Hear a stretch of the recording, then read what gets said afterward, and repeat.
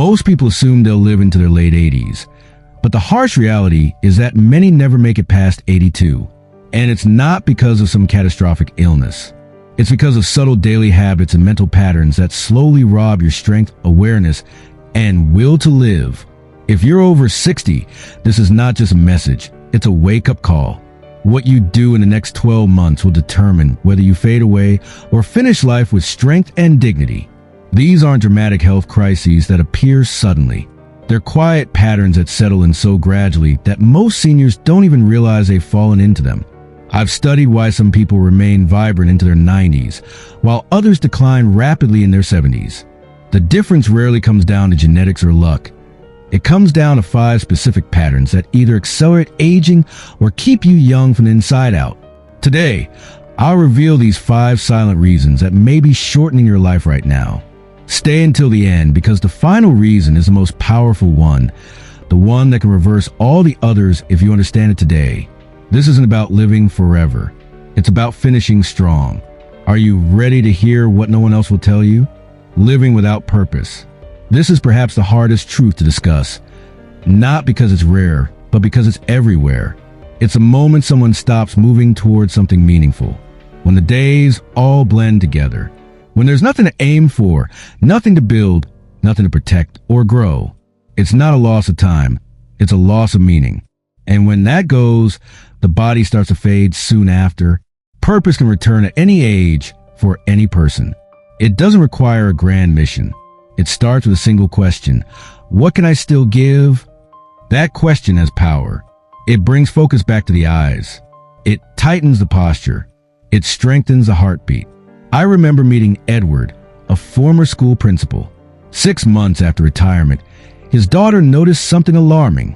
Her father, once impeccably dressed and punctual, had started wearing the same clothes for days. His posture had collapsed. His voice, once commanding a room, had become barely audible. I wake up and there's no reason to get out of bed, he confessed. Nobody's waiting for me. Nothing changes if I show up or not. What Edward was experiencing wasn't just sadness. It was something more fundamental, the absence of purpose. And purpose isn't just an emotional need. It's a biological necessity. When your nervous system knows you're needed, it stays engaged. But when that sense of purpose fades, the body begins to conserve energy. Without a reason to maintain peak function, your systems begin to downshift. Purpose can be small. Watering your garden with intention. Call your grandchild and listen fully. Mentoring a younger neighbor. When you say to yourself, I am not done, your cells hear you. Your brain begins to adapt.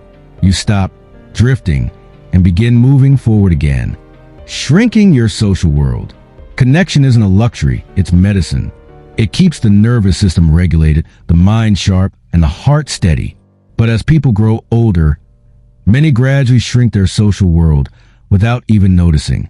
Margaret was 76 when her daughter brought her to see me. She's just not herself, her daughter explained. After her husband died, Margaret had gradually withdrawn from her social circles. It's too much effort, she said. Besides, no one wants to hear from an old woman. What Margaret didn't realize was that her isolation was affecting her more profoundly than any physical ailment. Harvard's longest-running study on adult life shows that social isolation increases your risk of early death more than obesity, alcoholism, and even physical inactivity. It raises stress hormones, suppresses immune function, increases inflammation, and contributes to memory decline. You may still be breathing, but your cells start acting like you've already checked out. Social interaction is neurological exercise. Every conversation exercises multiple brain regions. Laughter boosts dopamine. Listening activates empathy.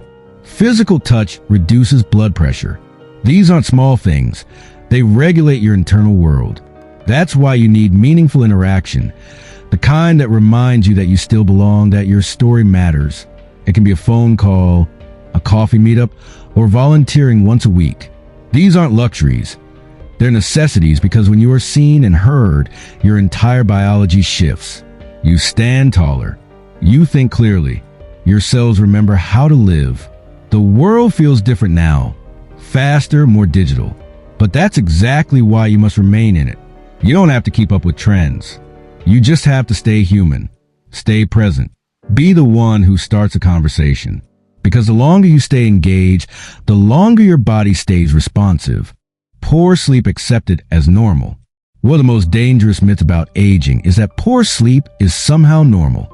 That after 60 or 70, you're just supposed to accept broken rest, long nights of tossing and turning, and early morning wake-ups you never asked for. But that's not just wrong, it's harmful. Poor sleep is not a harmless side effect of aging. It's a red flag signaling that your body's internal systems are struggling. And if you ignore that signal, the damage compounds quietly night after night. Most people don't connect sleep to long-term health. They think of it as optional, negotiable.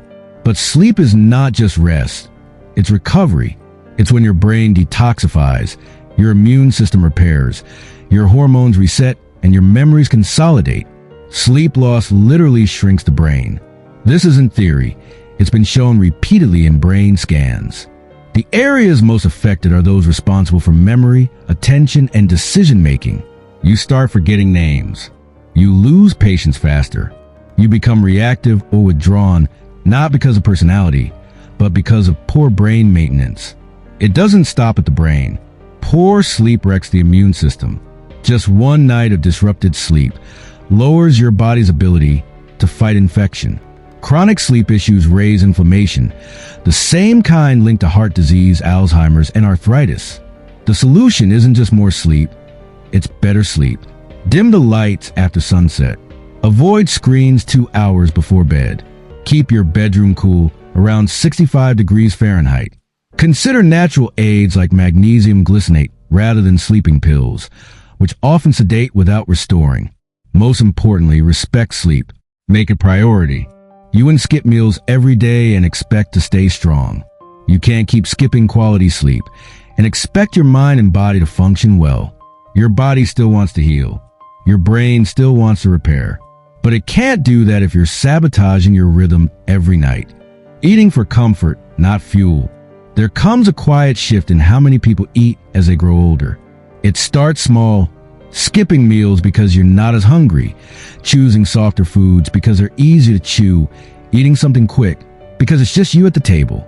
But over time, eating becomes less about fueling your body and more about comforting it. The truth is, your digestive system changes with age.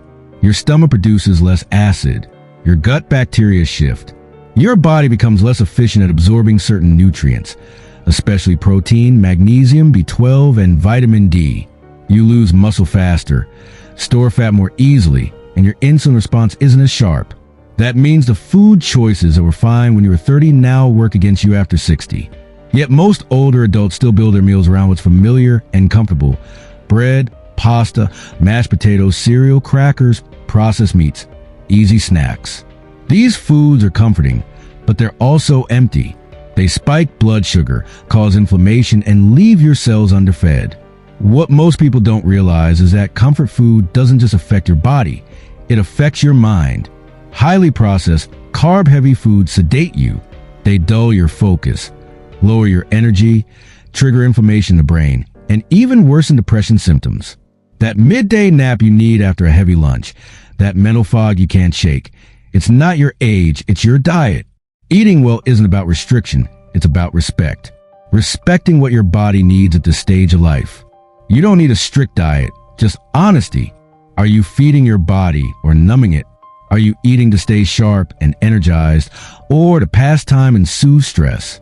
Start by building meals around protein, lean meats, fish, eggs, legumes, because muscle is the currency of aging.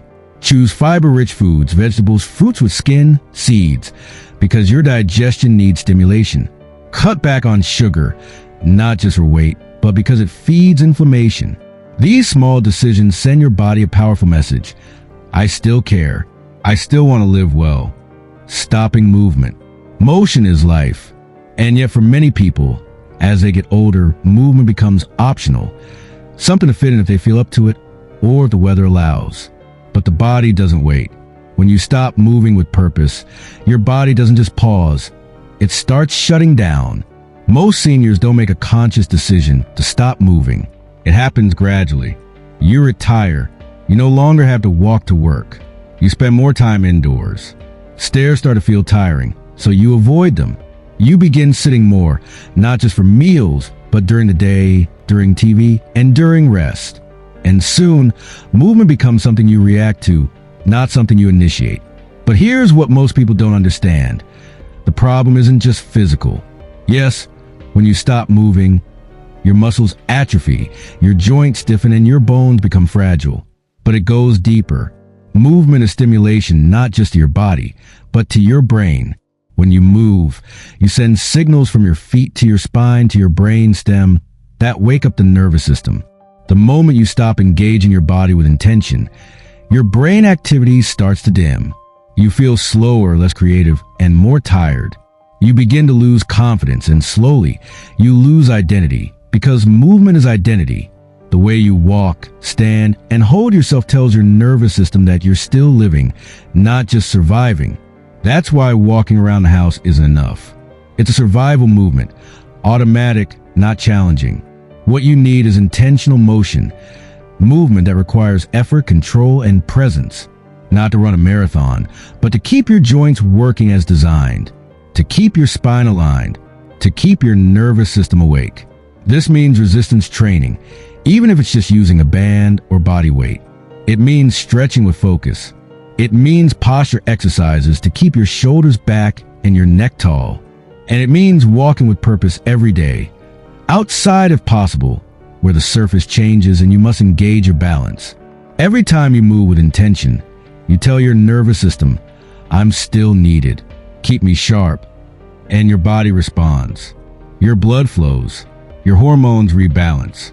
Your digestion improves. Your mood lifts. Movement is not something to do if you feel good. It's what makes you feel good. Conclusion. Most people don't die because they're old.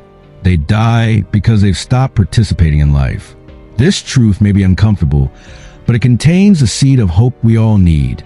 What you do in the next few months will determine whether you fade or finish strong. These 5 patterns, living without purpose, shrinking your social world, accepting poor sleep, comfort eating, and stopping movement, aren't inevitable consequences of aging.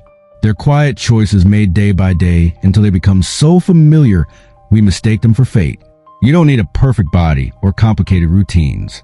You need intention, the decision to remain engaged with life itself, to wake up each morning and choose purpose over passivity, connection over isolation, nourishment over comfort, movement over stillness.